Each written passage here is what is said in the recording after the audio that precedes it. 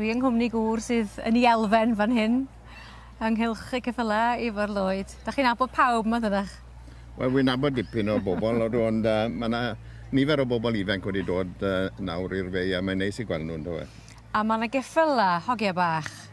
Mae yna ddosbarthiadau cryfion yma, yn does? Y cyffylau sy'n cynnal y sioe hyn, os ydym i'n dadl yn tynnu. A mae'n braf o beth i weld gymaint o gyffylau lliw wedi dod gyda'r bron yn dod. Be di hanes y ceffylau lliw ta? Be di'r cefndir allu? Wel, dros y canrifodd ceffyl y sipsi oedd e. Amser o'n i'n blant, o'n i'n gweld nhw'n dynnu'r garafan ac ati. Oedd na ddim un cymdeithas yn eu cyfrestru nhw pryd hynny. Ond yn ystod y ganrif ola, nelo nhw ymsefydlu un cymdeithas, a Chaps, a wedyn... Y Chaps? Chaps, yn nhw'n galw e, Coloured Horse and Pony Society. A wedyn dorodd rhai bobl i ffwrdd a ymsefydlu the British Piebald and Skewbald Association. Ond di honno ddim mor grif, ond o dan oruchwyliaeth Chaps, mae'r... o'n i'n mynd i wedi ar Eisteddfod, o dan oruchwyliaeth Chaps mae'r sioe hyn yn cael ei... Chi'n aelod o'r gymdeithas yna? O rwy'n aelod o'r gymdeithas os 2 mlynedd, a'r rheswm oedd fe gelon ni gobyn wedi enni a dipyn bach gormod o wyn yna fe, felly nes i ymaelodi gyda'r gymdeithas a hefyd i gofrestru yr eboles. Mae'n ddiddorol chi sôn am y sipsi fan'na, fydden ni darluniau rhamantus rwan yn ymhenna pawb sy'n gwylio, dwi'n siŵr. Pam fysa'r sipsi wedi dewis y bryd arbennig yna ta? O, lle weithoch chi, achos o'n nhw'n dawel tu hwn geiriau.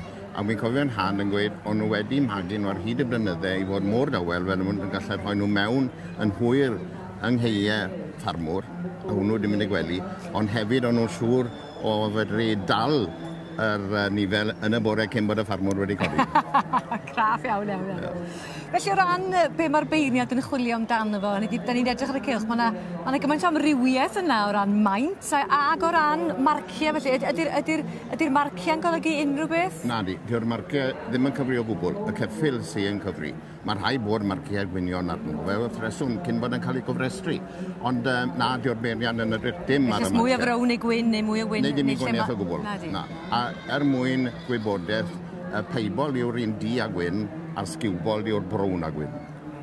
Na'r gwaniaeth. Felly chwilio am be fydd y beirniad ta? Ceffyl sownd, ceffyl sy'n medru symud, a wy'n wedi gweld cwpl o enghreiffau da o geffylau lliw yma yn barod.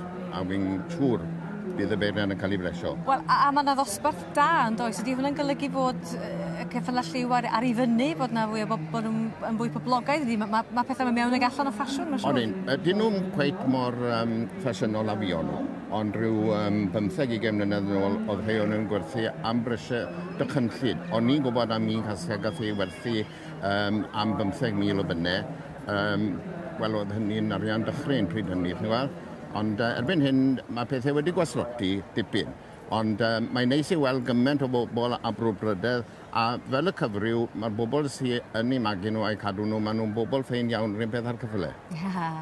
Wel, ro'n i lonydd iddyn nhw gael parhau a'i beirniadu fan hyn. Mae gennych chi ddwrn o prysur o'ch blaen, da chi eisiau mynd i arwyddo y llyfr diweddara yn eich hanes chi? A cyn bod fi'n mynd, na i gyfeirio at y ffaith bod yr gymdeithas hyn, y Chaps, maen nhw chydig rai sy'n cyhoeddi cylchgrawn bob mis. Can i weld? Gwch chi weld e? Ie. Da chi'n cyfrannu? Ambell waith o rw. Ond wy'n cael un fel aelod oes, wy'n cael un o'r rhain bob mis. Efo? Ie. O, diolch i chi, o chap yma, am yn rhoi ni ar ben ffordd yn y dosbarth yma geffylau lliw. Diolch yn fawr iawn i chi fawr.